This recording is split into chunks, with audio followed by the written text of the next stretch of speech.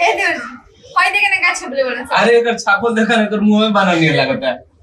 हाय में लिखल बा अंग्रेजी भाषा छोड़ो आवाज देखिए अभी बुझाता नहीं हमारा ससुर के छोटका भाई है ताता कुछ कुछ खबर है तो दिखला ऐसा नहीं लगे ऐसा नहीं चश्मा लगा देला तो बुझाला कि अता साली अरे साली की तो पूछबे मत कर अभी आके दे जान रुका होय देखो हाय दा साली देखे नु अरे एकदम ऐसे ही मुंह बंद कली तो बुझाई कि सलिए ही है अजन तो रुका के नहीं हां सबेर पहले आई लल जूता पहिर के जो सलिए चोराविली स फोन कर करे कि अपन भैया वाला जूता पहने रहनी अब भैया के अपन आ दे रहनी हमार जूता वाला कि चल गिर से तो भैया से मां के अपन पहिर लिया बहुत बढ़िया कोई रहा दिमाग अब भैया खलिया गोड़ घुमता रहने तो एगो कहत यार दुल्हा हवा जूता पहिरले में की कर चोरले बड़े रे ओनी हम कंफ्यूज कर देल रहनी ऐसा ही करे कि चाहिए पैसा ना देओ रहे क्यों ना पैसा तो रहे लेकिन अजबे रहली स चिमटी काटा से हमरा के बाप रे अब बताओ ससुराल में गइल बने हम पहले पर बियाह करे साथी ओही में चिमटी काटा से तो कोनो हेले से खोदती है ए दिल बियाह होला भाई बताओ कुछ लगे अरे ये निका के छोड़ा ना ये हमारा मेरा रोज के फुआ के लड़की नहीं लागत है हम फिर तार मेरे रो देखे ना एगो हम देखले निकल ये पेपर में एगो टाकल आदमी अगर ओकरा के बाहर लगा दो तो बुझाई के हमार सास में सेम एकदम मुंह सर मुंह में खाली बोरा ना रहे खाली हाय देखा हाय ये जूता ना रहे ये जूता ना रहे लेकिन कंपनी के दूसरा रहे हां हाय कैसे लगती है अरे लेकर छोड़ो ना एगो तरह के नया बात बताई बताओ काजे तारा विश्वास है ना होई काहे विश्वास कल बोले नहीं बक्सर पे ऐसा टकला आदमी सारा भेट बोले है हां हम देखो नहीं तुमरा के कंफ्यूज हो गई यार कि ये आदमी ना हो सकेला काहे ना हो सकेला ओकरा कपड़ा पे मैंने खाली बाहर ना अगर बाहर लगा दिया जब नु कैसे लगी तो वैसे मुझे क्या मैं सासू घर अब तू सोचा कैसे और ना मजाक कर जला अरे मजाक नहीं सही हम कहते वो तो सुनो तनी हाय देवर जी तो हाय देवर के तो मुंह देखे लायक नहीं थे बुझाला कि लोकर सुनावा ता अपन जाके मुंह लगा दाओ में मैंने हम अपन मुंह लगा दी भगवान जी कहता ना बढ़िया से अरे अपन मुंह लगा दे तो हम देखा कर के डरा जाए तुरंत भाई देवर जी हो ना ना ना ना भाई क्या चाहते हो कि हमारे मेरे को डरा जाए ऐसा मत निकल सोचा ना हम क्या कुछ मत हां तो मेरा लोग के मैं डरा हो भी कोशिश मत करियो अरे मेरा से याद है तू है ये जब बैठ के करते देखो घर में जाके अरे घर में का एजेंट बनी कोनो विदेश के बनी की ज्यादा चिंता करी हां हो जाए हम पेपर पढ़ के बाद बहुत मजा अरे पेपर पढ़ो चाहे कुछ पढ़ो कुछ का पढ़ सके नहीं पेपर तो पढ़ा तो उल्टा पेपर पढ़ो तुम कौन में पढ़ा दो सिरा कर दे चुप रहो अरे मर्द तू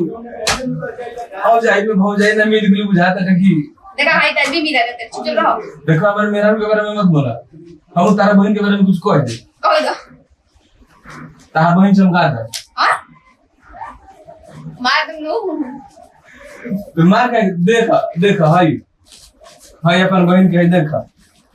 ऐसे तो फोटो तार दी दिया डाल दो तार ना ता साली होई देखा साली एको से बनल रहे ई तो नीमा लगत दिया ए बते जूता चल रहे तो बतिया ने क्यों बुला मने इतना ऐसा खराब लग रहा अरे हम सोचे कि भाई ओनी के सोचे सके हम बुर्बक बना ले बने हम देखा था कि पहले बुर्बक बना दे बने और तो लगा था कि कर मेरा मार खरीद दे दिया और से कोई दे भाई मेरा रू खुद लिख दे लाई 10 को मुझे देखा था कि मैं तो 10 को मेरा रू कर बाड़ी सा अब हमारे से बर्दाश्त नहीं होता खाली देवर हो जाएगी नौटंकी करते हो जाए दिन भर बतियात रहते हैं जब बोलते हैं कि देवर हो जाए यहीं जा ये कौन सा नाटक है हाय देखा बुझा तनु कि 15 में के भीगल जन छुनल ना बड़ी ओकरे परिवार हटे देखो 4-5 गो बरस अरे सुनो ना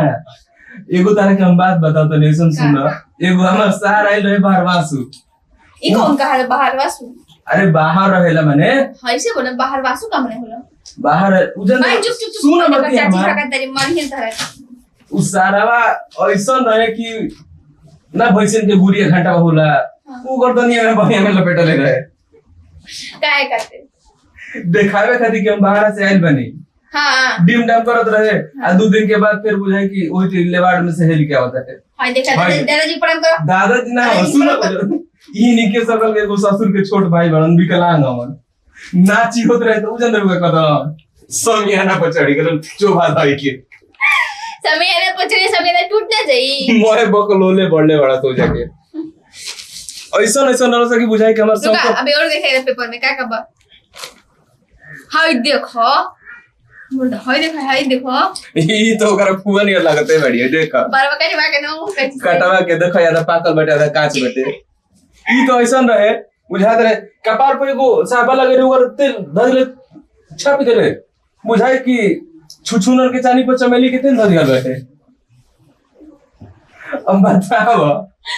यार आंखी तेले लेके करम कि ना हमारे माथा में मत खराब अरे सुन ना याद रहे कि न यार मैं आंखी तेले नहीं के देखले आधा ना आदर मान करत रहे कोनो एगो सीमा होला यार बस करिए ना हाथ से के बर्दाश्त ठीक अरे हंसी तरह निके बर्दाश्त बताओ जे झेला ले बैठे वो कैसे बर्दाश्त के ले बैठे ना हौसल बनत रहे ना रोवल बनत रहे बुझात रहे जब खइले बनी तो नु गिल्ली का रे मन तो रहे कि करो के ओई जदी फोन करे कि भैया के भेजिए तारे के फिर लिया क्या उस देखो तो कि कैसन उसे खेली रहे दोबारा हो जाए कि केहू के मन निके कर औरी तो औरी सुनो खाना खियावे वाले में दो चार को ऐसा काम करे रहला सलई का कि केहू के पतला में का जाने कैसन दवाई डाल देला समान खाना में उ खाना खाई के आ जे समय में और से लोटा खोजे लगा लोटा लेके खाता रह जाता ई कौन खाना कोले रहला नु यही से तो हम कोई नहीं ना राती भर तेरा पता है हम देख लिए नहीं होने के हे भगवान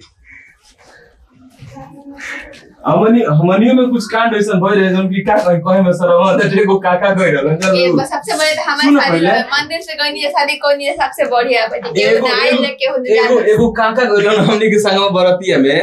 अब का कही दू गो तो धोती ले लगे रहलन लेकिन एगो धोती पीछा से पियर हो गई रहे अब सोचो का हाल भइल है उनकर आज हम फैसला करिए के रहम रोज रोज किनको नौटंकी हो गई बटे ई कौन सा बात है कि देवर भौ जाएंगे जे देवर भौ जाएंगे ई देवर भौ जाए ऐसे रहे के चाहिए दिन भर जब देखे तब लगल रहते रह जे हाँ नहीं तो आवतन तब बतावतन उनके का नहीं का बतियावतन जब कुछ सुनाइयो नहीं के समझ में नहीं आती का चलत हटे रोज रोज के नौटंकी हाय दिक्कत दांत खाड़ी कर दे हां सच्ची हम चूरे नहीं झोटा है ए इधर आई ए चुनी तो दिख इधर आई कब हेलो रो चुप रही चली अरे का हो भाई चली कब हेलो मैंने हमरा कुछ बताए जब तो में का चलता रो ऐसा औरत रही ना तो घर के बर्बाद करके रख दी इकुल का बोलते हाँ सही बोलते जब रोवर साथ इनके साथ रह के तो हम बियाह काहे करेंगे इनकर से अरे पगलाइल बड़का तू पगलाइल नहीं कि देखा तुम रोज रोज की नौटंकी आप सबके का दिमाग काम नहीं करो का बोलो जला का नहीं बोलो जा इनका ऐसा औरत रही ना तो घर के बहुत बढ़िया से तारा बुझा दे तू का बोलता रू हाँ बुझाता तार माथा खराब होई बेटे ना हम देखा चलो कि तो कोई नहीं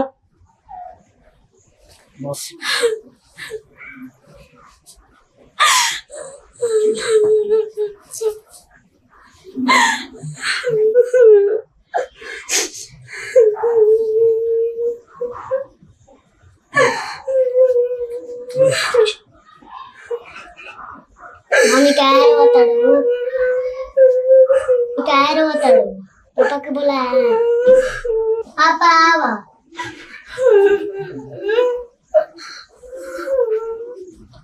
अरे अरे अरे इका भाई का हो ए कहाँ रो तड़ू छोटकी निकाल का छोटकी पता न का करने बनी आके उठा सीधा बोल के चल गई हमरा के जा दो वो बचपन अब करा तो बोलिए दोस्तों तू बन हो अरे मेरे वाले कौन बात बा अरे अरे अरे रोड काय बारू चुप चुप रह अरे जा दो का समझ नहीं खे ना समझ भी आ बहुत ज्यादा कुछ बोले बड़ी का बोल रही है बताइए तब नु का तरीके के कुछ चक्कर चलते थे वजह से हमार मैं तो जा दो ओकरा बुद्धि नहीं दिखा जितना समझ आला उतने बोल रहा ओकरा क दिन के भइल ओकरा अभी बचपन बा अभी 4 दिन आइला भइल ओकरा तो ओकरा का बुद्धि बा तू ना कहलू कि अरे अरे चुप ना रह और तो का हो गइले में बोल दे दोस्तों ने बात तारा मन में कोनो गलत नहीं है बस हम नहीं कहते कुछ कहा जा दो ना मत समझ भी आ समझ जाई तू ना कल हमने के अपना लड़का नहीं रखो उनका पाल के रखल बन जा पाल पोस के बोल हमारे कुछ बातें मैंने की सुना था कुछ कहते हैं तब उल्टा होकर जवाब देख के चल बोलिए जा दो उल्टा जवाब ओकरा उतने बुद्धि रहला उल्टा जवाब दे दिया चुप रह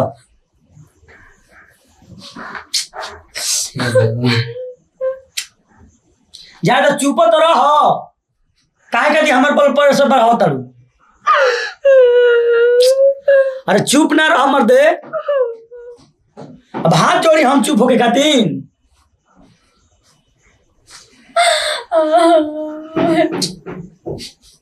अरे चुप रह यार हम तोरा कुछ नहीं कहा माथा मत खराब कर हमारे हाय हाय सुनात में क्या कान में ठेपी मारो था कहा देने कल चुप रहा ना जा ना सुनेगा बोरा बोरा ना बन चुप रहा हम नहीं किए कुछ कहा ओकरा उतने समझ रहा उतने कर लिया क्या हो ताही नहीं बुझा कि तू का बोले लू का ना बोले लू का बोली जो चीज देख ली तो से तो बोलले नहीं क्या देख लो तू रोज रोज आप नौटंकी लगा के रख ले बनी देवर हो जाएगी अरे नौटंकी की कौन बात बेटे यार क्या उतनी मरी अपने में हंस बोल देते तार उल्टे करो तो रोज रोज होखे रही सब रोज अगर घर में हंसी मजाक होता क्या कह जाओ विधा विलाप कर जाओ घर में ये कोई बात ना ना भाई आप दोनों जाके बैठ जाते नहीं जाए हमसे छोड़ अरे जाते तो हम बैठ जाते नहीं तो सुनो तू तार सोचे जाए पहले हो जाए कि सुनो कि कौन बात हमनी के हंसा था नहीं जाए तू काहे मैंने उल्टा सीधा बात बोल दे उनका कितना दुख लगा बता बुझा था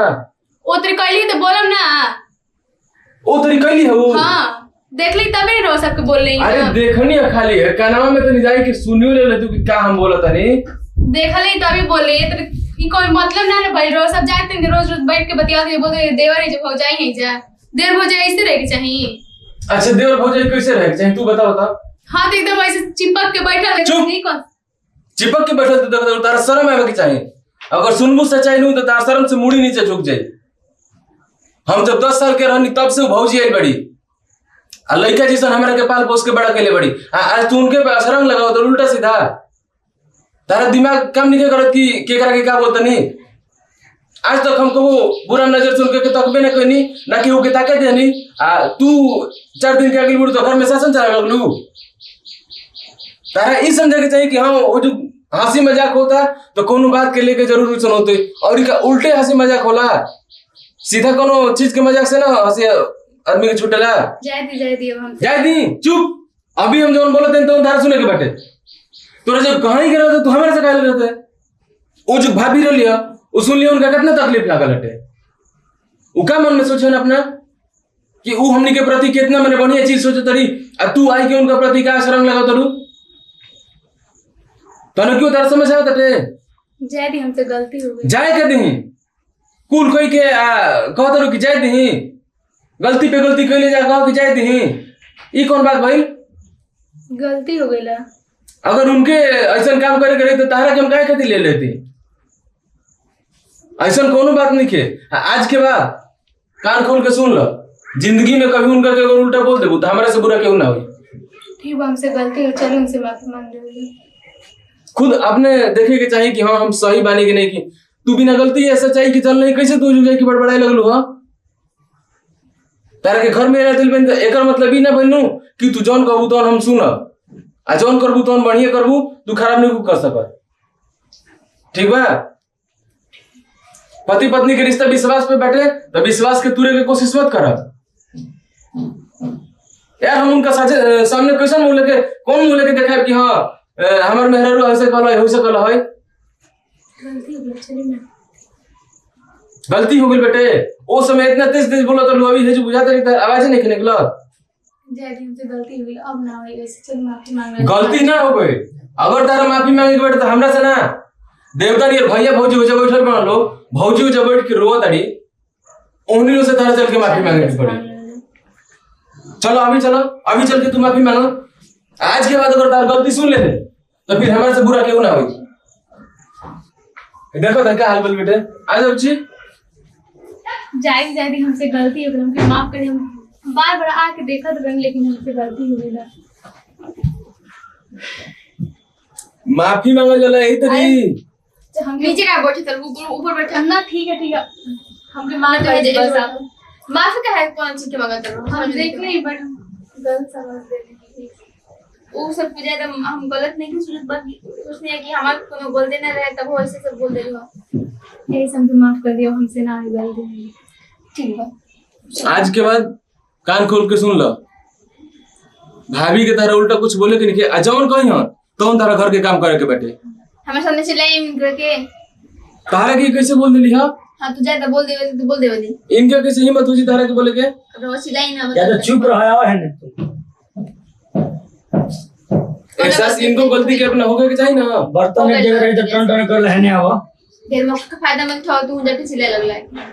चिल्लाए ना लगनी एक बार कान खोल के सुन लो कुछ ऐसा भी बात होला जो आंख के देखल और कान के सुनल भी झूठ होला अच्छा ठीक बात है चिल्लाई का बात बता मैंने डांटे तो का हो गल जैसे ये हमारी बेटी बड़ी हो ए तो तनी मनी की बात ना ना लटे जे कितना बड़ा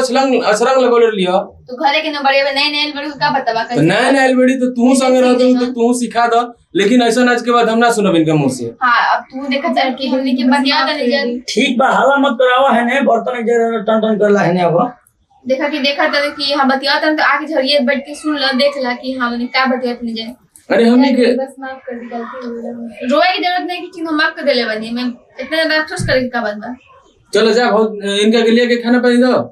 अच्छा वो ले खाना पीने हां ई खाना लिए के दी आई बना एक बच्चा लाने बना जा खाना अच्छा